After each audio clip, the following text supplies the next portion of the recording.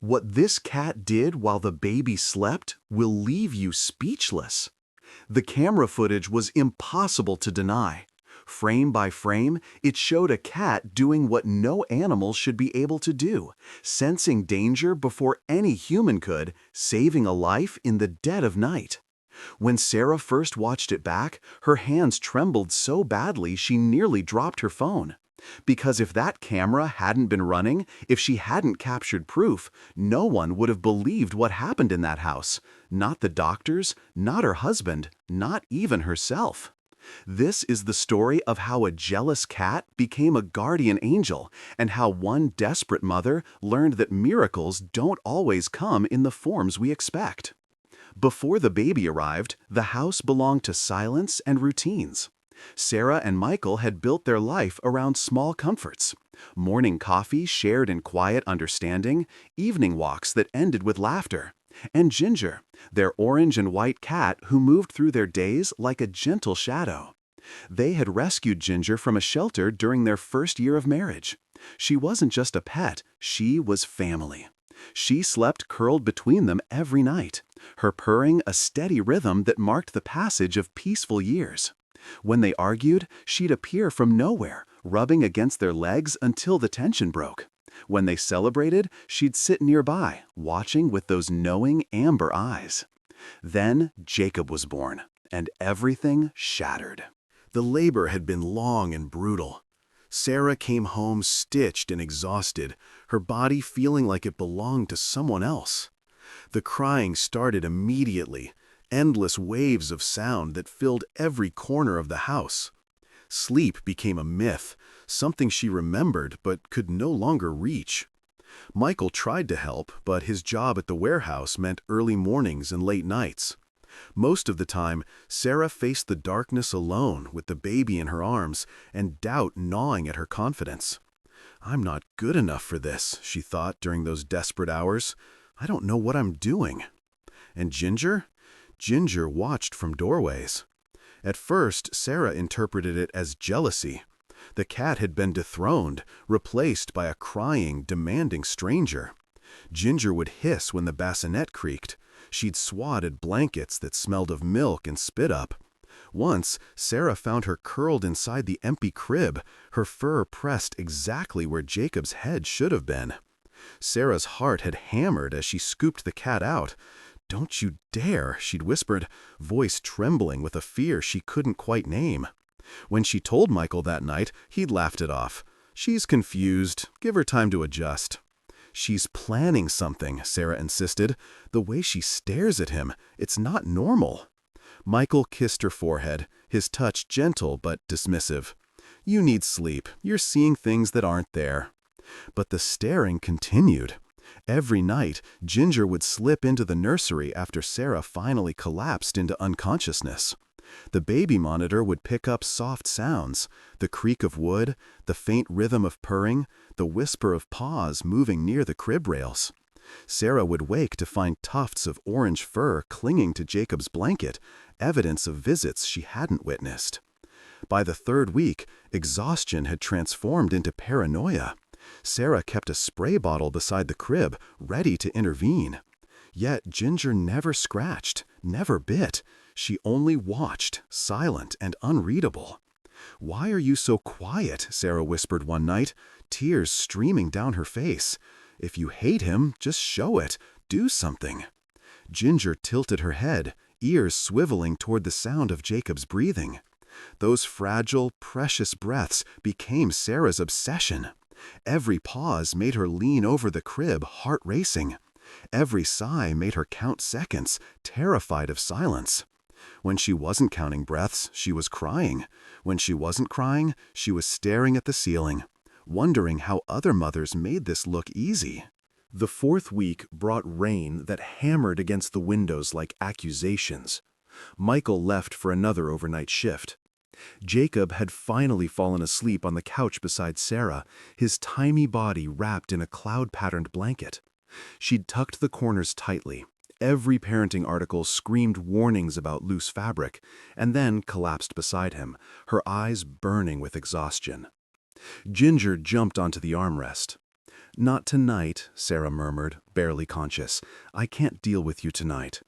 The cat ignored her, creeping closer until her pink nose almost touched Jacob's downy hair. She sniffed once, deliberate and careful, then settled beside him. Her body curved protectively around his, a living barrier against the world. Sarah watched through half-closed eyes, too tired to push her away. Within minutes, she drifted into unconsciousness.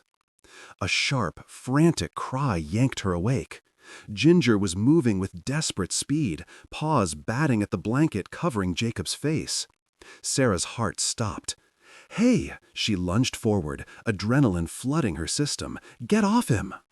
But Ginger didn't flinch. Her claws hooked the fabric and pulled downward with surprising strength. The blanket loosened. Jacob gasped, a tiny, broken sound that sliced through Sarah's chest. His mouth opened, pulling in a desperate breath. His face had been too pale, lips beginning to blue.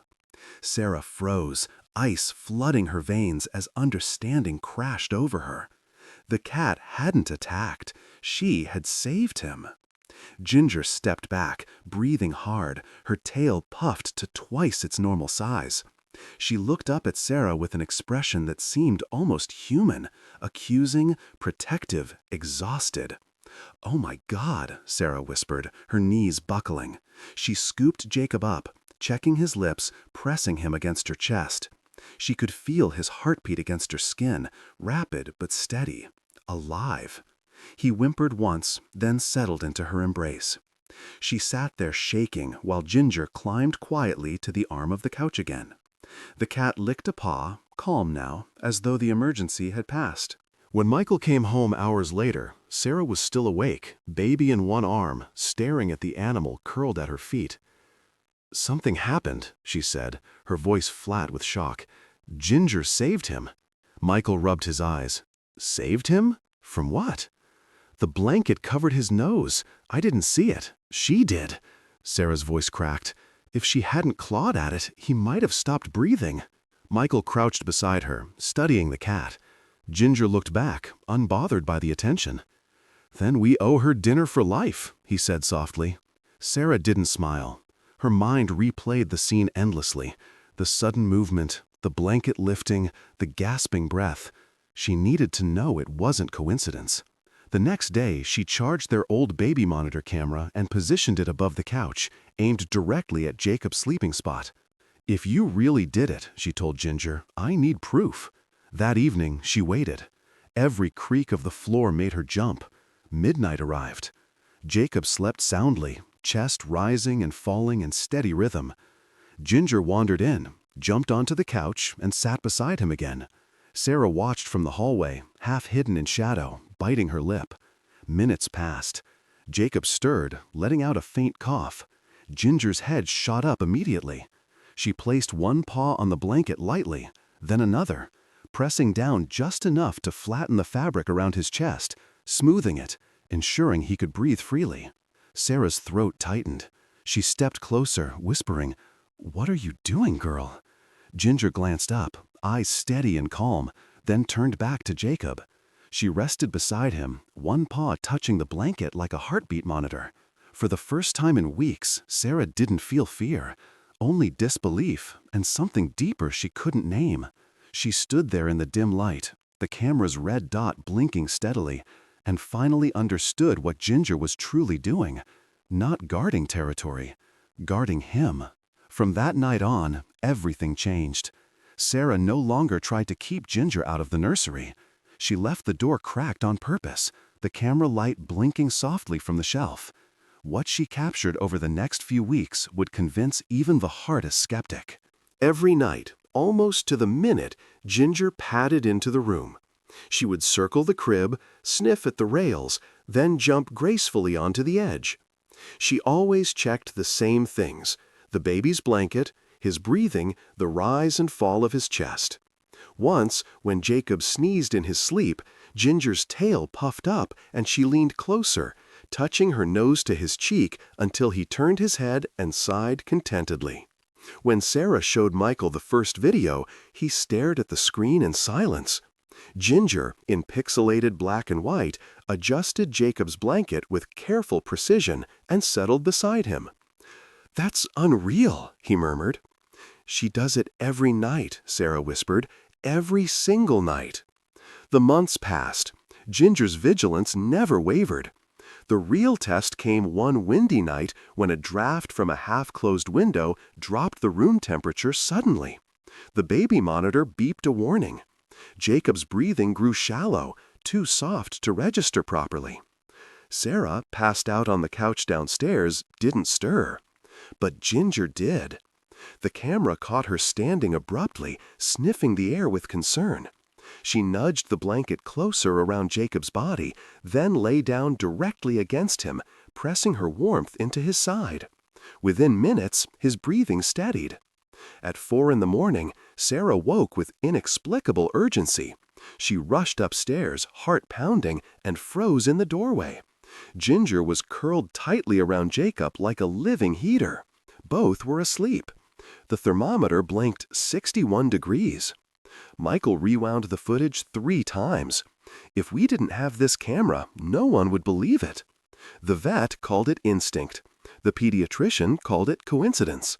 Sarah called it something she couldn't name, but felt in her bones. As Jacob grew, Ginger's protection evolved. When he started crawling, she would intercept him before trouble arrived. When he reached toward the staircase, she'd dart ahead, blocking his path until Sarah appeared.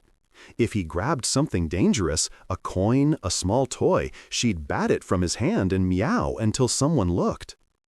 The camera footage filled their cloud storage, dozens of clips, each stranger and more precise than the last. Then came the night that changed everything. Jacob was nearly 2. A mild fever had been coming and going for days. Nothing alarming until Michael worked a double shift and Sarah, after 2 days without real sleep, finally collapsed. At 1:13 in the morning, Ginger leaped onto the bed, pawing frantically at Sarah's face. Sarah ignored it, too deep in exhausted sleep.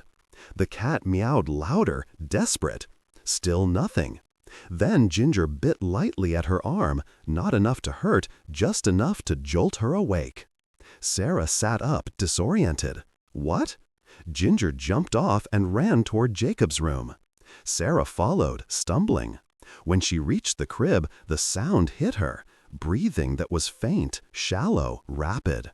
Jacob's skin looked pale under the nightlight. "Oh, God," she breathed, grabbing him up. "Jacob, baby." She called for help, hands shaking. At the hospital, doctors diagnosed pediatric sleep apnea. Without quick response, they explained, it could have turned severe. When Michael arrived, still in his work uniform, Sarah told him how Ginger had woken her. He looked at the cat with something like reverence. "That cat has better instincts than any monitor." Years passed. The baby in the crib became a toddler with messy curls and endless laughter. Ginger followed him everywhere. When Jacob learned to talk, his first clear word wasn't mama or dada, it was ginga. On Jacob's 3rd birthday, they replayed the old footage. The night with the blanket, the cold November evening, the night she woke Sarah. The camera's blinking light, the cat's steady figure beside the crib. Sarah wiped her eyes. If there hadn't been a camera, no one would believe any of it. Michael nodded. Good thing we never turned it off. Now, every night before lights out, Ginger jumps onto the bed where Jacob sleeps, paws resting lightly on his blanket. Sarah always pauses at the door, watching them, the boy breathing evenly, the cat's eyes half closed but never fully asleep.